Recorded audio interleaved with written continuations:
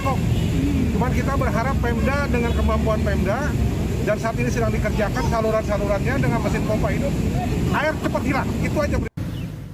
Sementara itu, puluhan makam di tempat pemakaman umum atau TPU Karet Bifak Tanah Abang, Jakarta Pusat tergenang air setinggi 25 cm pada Minggu siang. Untuk mempercepat proses penyurutan air banjir, sejumlah personel damkar berikut 1 unit mobil quick response diterjunkan ke lokasi untuk melakukan penyedotan air banjir. Hingga kini, proses penyedotan air masih terus diupayakan petugas damkar sampai area makam benar-benar terbebas dari genangan air. Ratusan rumah di 8 RT di RW 2 Rawabuaya, Cengkareng, Jakarta Barat terendam banjir. Selain disebabkan intensitas curah hujan yang tinggi sejak Minggu dini hari, banjir juga disebabkan meluapnya kali Mokevard. Banjir setinggi 30 cm hingga 1 meter ini tak hanya merendam tempat tinggal, namun juga mengganggu aktivitas warga saat beraktivitas keluar rumah. Namun hingga saat ini, warga memilih bertahan di lantai atas rumah sambil menjaga barang pribadi mereka di dalam rumah dibanding harus mengungsi. Sementara itu, puluhan kendaraan warga yang masih bisa diselamatkan dievakuasi ke tempat yang lebih aman dari genangan. Ini warga nggak ngungsi, Pak? Nggak ada yang pernah ngungsi, Pak. Kenapa, Pak? Karena udah ada pada punya tingkat semua.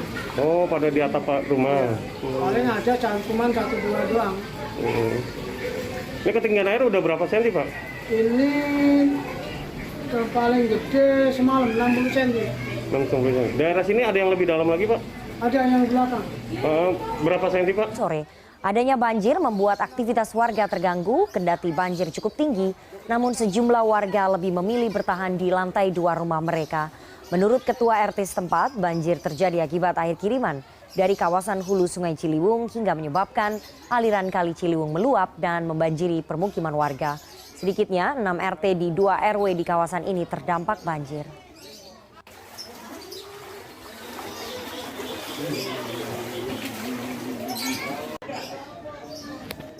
Dan untuk mengetahui informasi terkini dari lokasi banjir, sudah ada Rizky Ikhtiar Yahya dari Kebonpala, Jakarta Timur. Selamat sore Rizky. Rizky, bagaimana kondisi terkini dari kawasan Kebonpala tempat Anda melaporkan? Apakah sudah surut banjir di sana, Rizky? Ya, baik Rifana dan juga pemirsa, memang sejak Minggu sore saat ini banjir setinggi 1,5 meter kembali merendam pemukiman warga di kawasan Kebonpala, Jatinegara, Jakarta Timur. Bisa dilihat di belakang saya, banjir mulai tampak naik perlahan-lahan lantaran kondisi Bendung Katulampa sendiri sudah mencapai level siaga 3 pada siang hari tadi. Rifana. Ya Rizky, apakah tenda-tenda pengungsian sudah dibangun oleh RT dan juga RW setempat serta kelurahan bagi warga yang ingin dievakuasi begitu? Mengingat Anda tadi mengatakan bahwa air terus naik ketinggiannya, Rizky.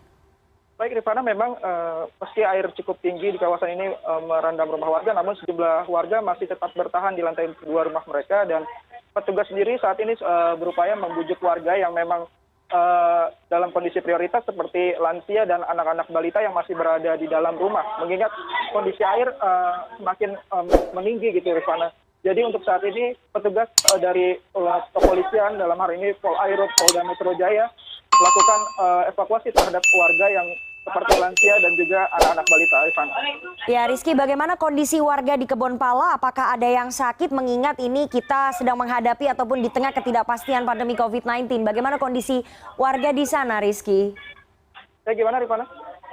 Ya Rizky, bagaimana kondisi warga di Kebonpala yang tetap ingin bertahan di rumahnya? Apakah kemudian ada yang sakit ataupun ada yang sedang melakukan isolasi mandiri di tengah pandemi COVID-19 seperti ini situasinya, Rizky? Ya, memang di tengah pandemi COVID-19 seperti ini memang tidak ada yang tampak di belakang saya, tidak ada penanganan khusus yang dilakukan oleh warga. Warga yang ingin mengevakuasi dirinya dievakuasi oleh petugas, namun warga yang tidak masih bertahan di rumah mereka juga dibiarkan untuk bertahan. Kendati begitu, petugas dari kepolisian menyiagakan 1 unit perahu karet untuk melakukan evakuasi sewaktu-waktu warga membutuhkan proses evakuasi, terutama hingga menjelang malam hari nanti. Rifana.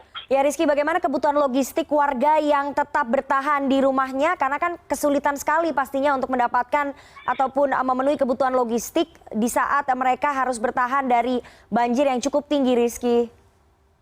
Ya memang sampai saat ini di sana warga sendiri mengandalkan perahu karet yang disediakan petugas untuk akses mereka keluar masuk rumah, dan juga sejumlah warga juga memang ada yang nekat menerobos tingginya air banjir untuk dapat keluar rumah demi mendapatkan logistik yang mungkin mereka beli di tempat yang tidak terdampak banjir. Begitu Rifana.